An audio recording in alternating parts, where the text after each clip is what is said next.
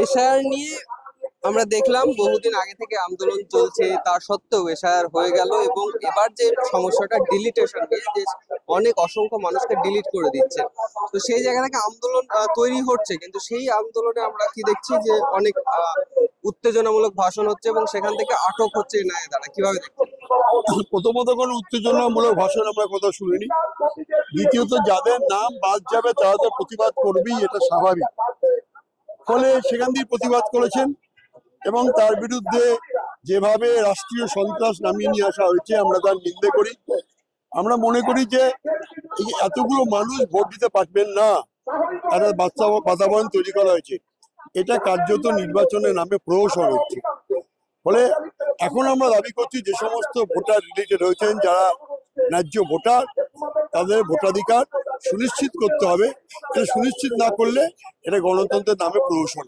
ট্রাইব্যুনালের দ্বারা হবে বলেছে। ট্রাইব্যুনালে শেষ হবে। আমরা তো শ্রমিক আন্দোলন করে বড় হয়েছি, ট্রাইব্যুনাল দীর্ঘ সময় সাপেক্ষ ব্যাপার। এখন যা বলতে পারছি 30-32 লক্ষ ডিলিটেড, এই 30-32 লক্ষ ডিলিটেড ভোটারকে এখন যদি ট্রাইব্যুনালে নিয়ে গিয়ে শেষ করতে হয়, নির্বাচন শেষ হয়ে যাবে। ফলে ট্রাইব্যুনাল আপনার সামনে একটা প্রক্রিয়া বটে, কিন্তু এদের সমস্যা সমাধান হবে না। তাহলে ট্রাইব্যুনালকে বিশ্বাস করছেন না? বিশ্বাস অবিশ্বাসের প্রশ্ন নয়, বলছি ব্যাপারটা শেষ হবে না। আজ কত তারিখ? 6 তারিখ। আজ ট্রাইব্যুনাল শুরু হলো, প্রথম ভোট হচ্ছে 23 তারিখ, তারপর 29 তারিখ। এত ভোটার, প্রায় 30 লক্ষ ভোটারকে ট্রাইব্যুনালের প্রক্রিয়ায় শেষ করা হবে, এটা খুব বিশ্বাসযোগ্য মনে হচ্ছে। কোন ভোট দিতে পারবো কি পারবো না গুরুত্বপূর্ণ হচ্ছে আমি যে ভোটার, সেই ভোটে আমি ভোট দেবো। এটা এই যে এই ভোটে না হলেও পরে ভোট দেবে, এগুলো সব বকওয়াস। এগুলো এটা সুপ্রিম কোর্টের পক্ষে বলাটা বাড়তি কথা বলা হয়েছে। সুপ্রিম কোর্ট বলেছিল যে একজন ন্যায্য ভোটার বাদ যাবে না, সেটা সুপ্রিম কোর্ট দেখুন। কে এই ভোটে পারবে, সে কি পরে ভোটে পারবে, এইটা ঠিক নয়।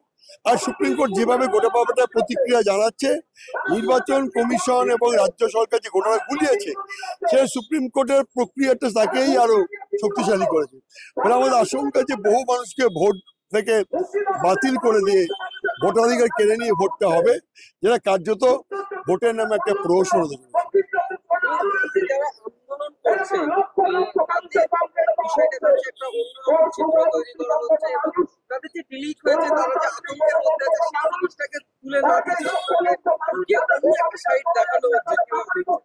দেখুন, সাইড তো দীর্ঘদিনই একটা আতঙ্ক ছড়ানো হয়েছে। আতঙ্ক ছড়ানোর ফলে মানুষের এই অবস্থা, ভয়ভীতি সন্ত্রাসের ব্যবস্থা করা হয়েছে এবং মানুষকে বারবার, এই একটা মানুষ এত ডকুমেন্ট দিয়েছে, সে হিয়ারিং এ গেছে, নাম বাতিল হচ্ছে, আবার দৌড় করানো হচ্ছে, এই যে ব্যাপক হয়রানি, এটা কিন্তু একটা অস্বাভাবিক ঘটনা ঘটছে।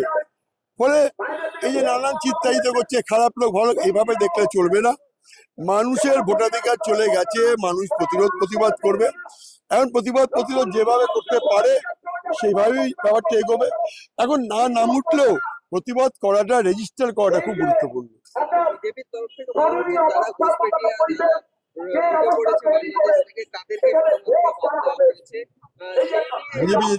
বিজেপি জানলো কি করে? বিজেপি তো নির্বাচন কমিশনে, বিজেপি জানলো কি করে? বিজেপিকে জানালো কে?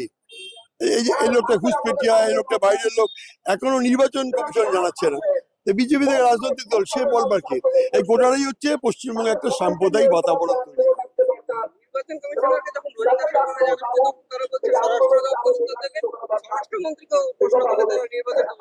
গোটা ব্যাপারটাই একটা ঘোটালা চলছে বলেই তো মানুষ এত ব্যস্ত হয়ে পড়েছে, মানুষ এত হয়রানির শিকার হচ্ছে। আর মানুষ হয়রানির শিকার হচ্ছে বলেই তো মানুষ প্রতিবাদী হচ্ছে। স্বাভাবিকভাবে মানুষের প্রতিবাদকে আমরা সমর্থন করি, মতবাড়ির লড়াইকে আমরা সমর্থন করি এবং সেক্ষেত্রে সুপ্রিম কোর্ট যে দৃষ্টিভঙ্গি রেখেছে তার সাথে আমরা সহমত পোষণ করি না।